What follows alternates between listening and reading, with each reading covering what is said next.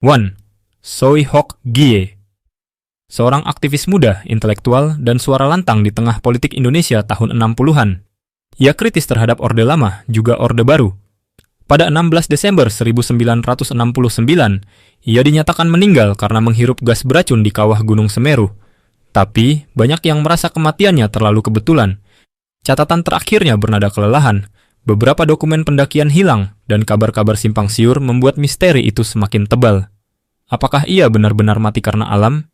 Atau ada yang ingin membungkamnya untuk selamanya? 2. Wiji Tukul, seorang penyair rakyat, aktivis demokrasi, dan simbol perlawanan lewat puisi. Tahun 1998, saat gejolak reformasi, ia menghilang. Diduga diculik oleh tim Mawar, dan sejak itu tak pernah kembali. Ada saksi yang mengaku melihat seseorang mirip dirinya di luar negeri. Istrinya percaya ia masih hidup, disembunyikan, entah di mana. Hingga hari ini, Wiji Tukul adalah simbol bahwa suara rakyat bisa hilang, tapi tidak pernah mati. 3. Rahmat Abdullah, pendiri Partai Keadilan, seorang dai yang disebut sebagai guru para aktivis. Ia meninggal mendadak pada 2005 karena serangan jantung. Tapi bagi sebagian pengikutnya, ada cerita lain. Mereka percaya ia mendapat tekanan politik keras sebelum wafat.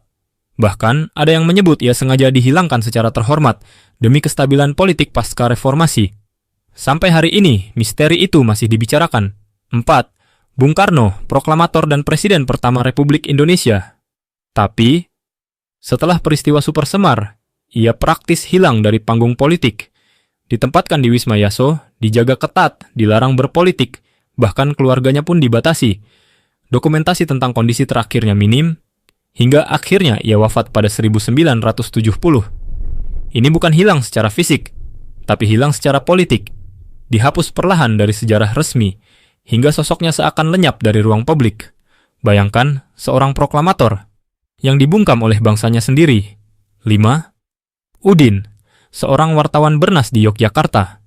Ia dikenal berani menulis kasus korupsi pejabat lokal. Tahun 1996, ia dianiaya orang tak dikenal, lalu meninggal setelah koma. Polisi sempat menetapkan tukang becak sebagai pelaku, tapi semua bukti menunjukkan ini pembunuhan terencana. Pelaku sebenarnya tidak pernah diadili. Sosok Udin tidak hilang, tapi kebenaran di balik kasusnya hilang sampai sekarang.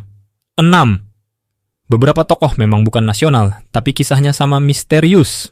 Seorang pejabat desa di Kalimantan Timur tahun 2017 tiba-tiba hilang selama 9 bulan. Lalu, ia ditemukan di Surabaya dengan kondisi seperti amnesia. Di Sumedang, seorang ustaz pernah menghilang saat berceramah. Seminggu kemudian, ia ditemukan di pinggir hutan, bingung dan tidak mengingat apa-apa. Bagi masyarakat, ini bukan sekadar kasus hilang. Ada yang percaya mereka masuk alam lain. Ada pula yang yakin mereka jadi korban sihir atau kelompok rahasia. Kebenarannya?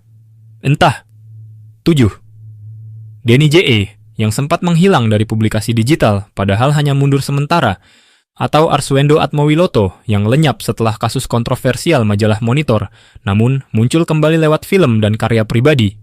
Bahkan ada pejabat seperti Rita Widyasari yang menghilang sebelum akhirnya ditangkap KPK.